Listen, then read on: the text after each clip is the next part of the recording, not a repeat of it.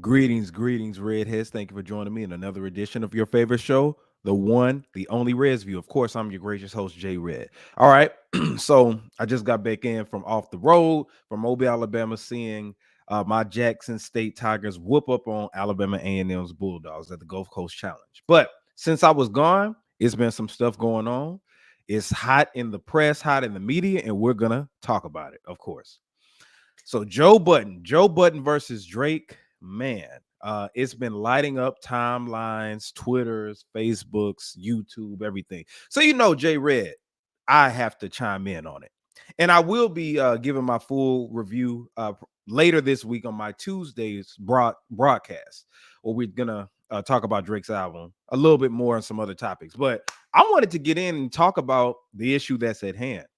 These artists can't handle constructive criticism. Drake and Joe Budden had a back and forth, and I want to sit here and tell you that Joe Budden, I don't feel like he lied about anything. He was telling the truth about what he felt about Drake's album. Not only Drake's album, but Drake's position in the game. It was a good segment, and unlike most people, I watched the whole segment of the Joe Budden podcast, the latest episode where he was talking about Drake. I feel like not a lie was told. Now, this is into perspective. Everybody has an opinion. Like Pimp C said, opinions are like booty holes. Everybody got one. So what we're going to do on this segment of Resview, we're going to look to see what Joe Budden said. And of course, if you've been hiding under a rock, we're going to look at Drake so-called checking and reading and going in on Joe Budden. So let's look to see why Mr. Aubrey Graham got so upset with Joe Budden. We're going to play a couple of clips because this is the whole episode. I'm gonna play a couple of clips that stood out that I want you to really pay attention to. Listen to this part. And that's where I recognize I have to let go of Drake. I have to let go. The Drake that I loved was the best hook creator, maker, loner outer of in the world. Mm-hmm. What is the last memorable hook you've heard from Drake? Crickets, and this is fair use, by the way. Crickets. Think about that. Let that settle in. What is the last memorable standout hook that you heard from Drake? It's crickets to me. Let's keep watching this clip. And I'm not trying to shit on him. That's my man. But I want to open up the discussion. Even when he used to do features, it was his dominant hook. Mm-hmm. I haven't heard a dominant hook from Drake in a long time. That's a good point. So now you couple that with he don't rap the way that he stays scheming. All right, so we can stop it right there. Now, I'm going to go to another part. I agree with everything right there. That's how it started up. And then it's a controversial thing that he said regarding Drake's age. I believe this is the next clip that I'm about to play. Hold on just a second. Let me speed it up. About 56:41. All right, listen to this. This is like Yachty rapping. This is like he rapping for the children. And that's yo, dog, I had to look up how old this nigga was when I finished listening to the album. Mm-hmm. You are 36. Your birthday is in 20 days. I Googled that too. You will be 37 years old. Get the fuck away from some of these younger niggas and stop fucking these 25-year-olds. All right, so Joe Budden thinks that Drake, and I agree with him as far as listening to this album. When I heard this album, it did sound like the content sound like something that a 25-year-old will rap about, especially the track with him and J. Cole. I love that track, but when he started naming the women that's in his phone, Drake, while J. Cole was spitting bars, I found that kind of odd, and then listening to the other stuff. But that's what set Drake off, and I'm gonna play a clip that nobody is sharing because Joe Budden didn't say all this in bad faith. All right, let's look at this other clip I want to show before we go into what Drake said. Let me find it. It's about right over here. With him today. You're not going to hear he rapping for the kids, the streams, the Instagram comments, the algorithm. Yeah, I'm rapping for this. No, he ain't really rapping. He ain't trying to rap for me. No, he's not. And I accept that. I don't know. I accept that. Mm-hmm. Listen, he has given me enough. I'm certainly don't want to sound like I'm sitting here complaining. If he don't make another song, I am well fed. Pause. Right, All right. So Joe Budden had that to say about Drake. Drake got upset. Drake got into his feelings.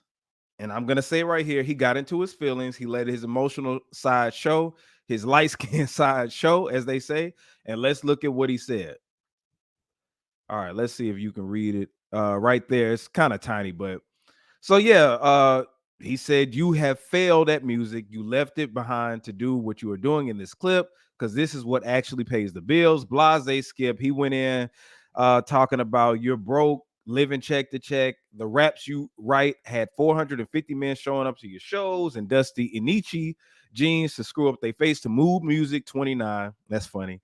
And if you go all the way down here, he says, if you need it put in simpler terms, I own a 767. He owns a modest house in the 973 and flies first class on special occasions.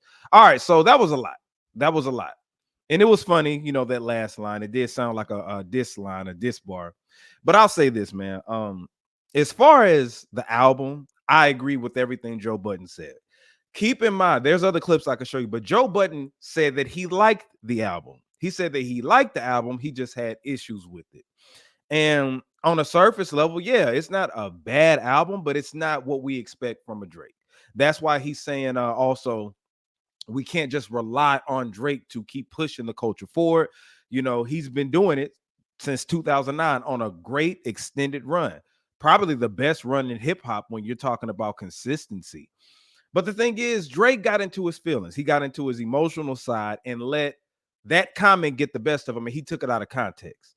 I feel like Drake, everybody has the right to feel how they feel, but attacking Joe Budden on a personal level, doing all of that stuff, while other journalists, other people like publications and stuff, they're gonna rate your album and everything like that. Joe Budden loves Drake.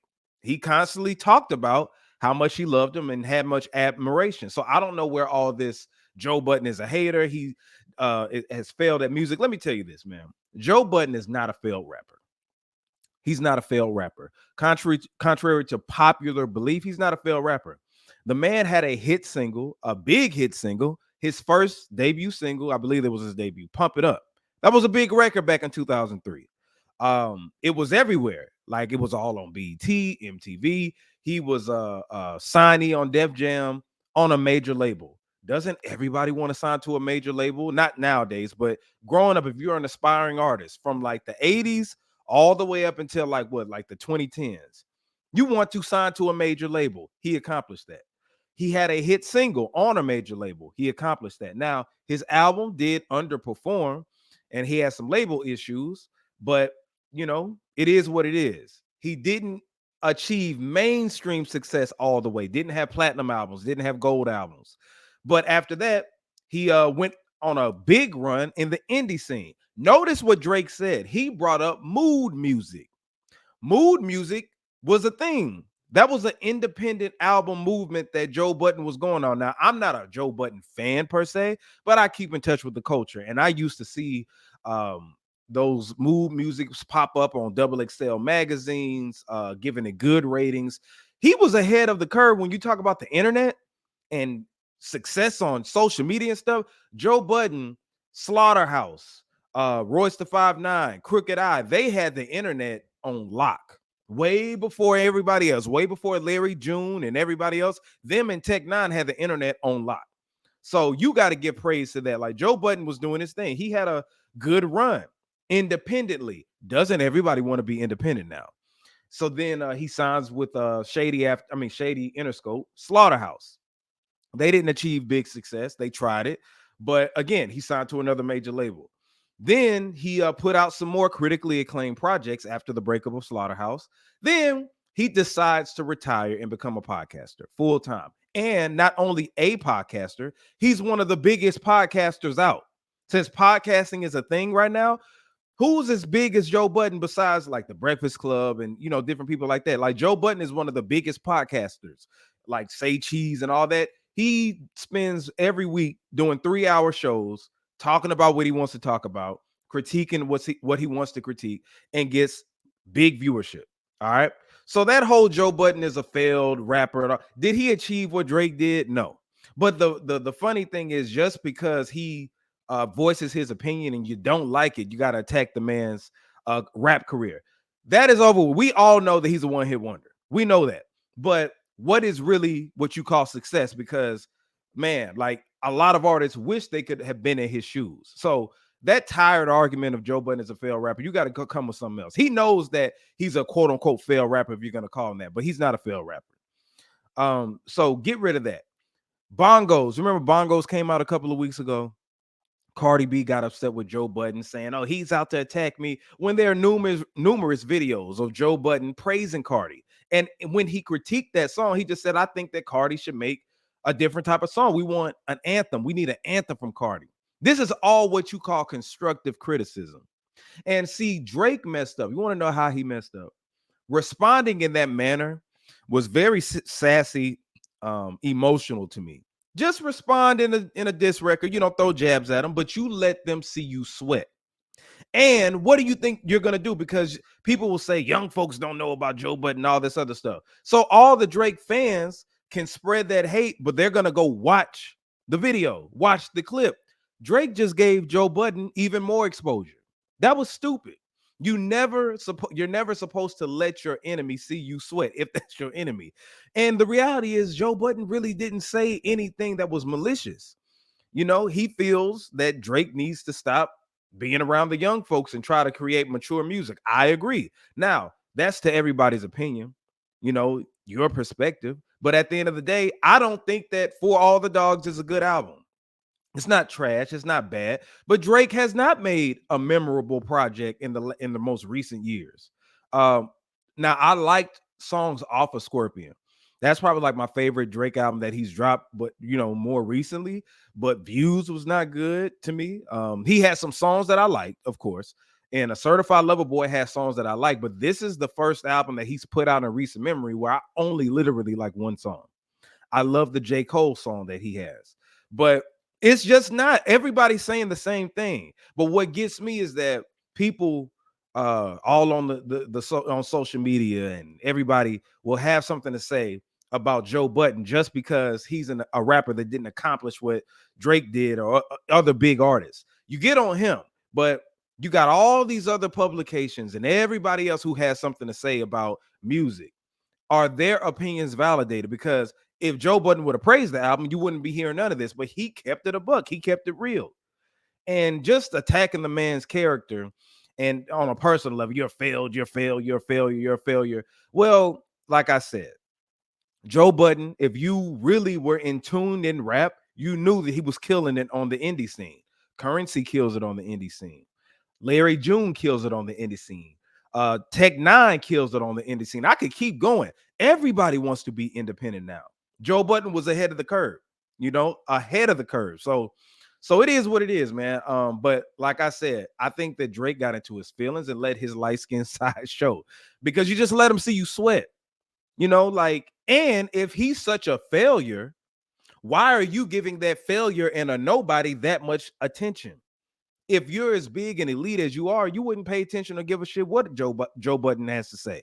I always say Joe Biden. I get them confused sometimes by their names, but yeah, like Drake, you made that album and you're doing what you do. But if you're so almighty and powerful and you know all that stuff that you said about him, why stoop down to his level if his opinion really doesn't matter and all this? You're saying it's self-hate.